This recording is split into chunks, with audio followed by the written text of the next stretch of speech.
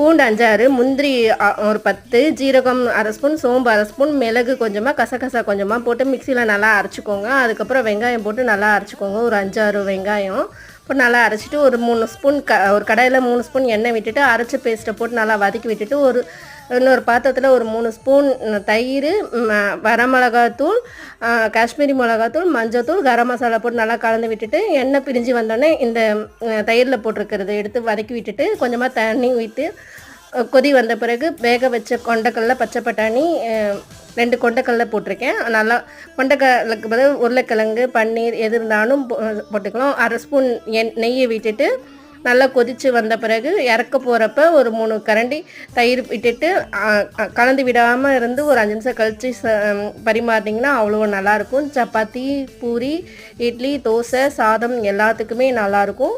Try பண்ணி பாருங்கள். ஈஸியாக செய்யலாம். பிடிச்சிருந்தா லைக் பண்ணுங்கள்.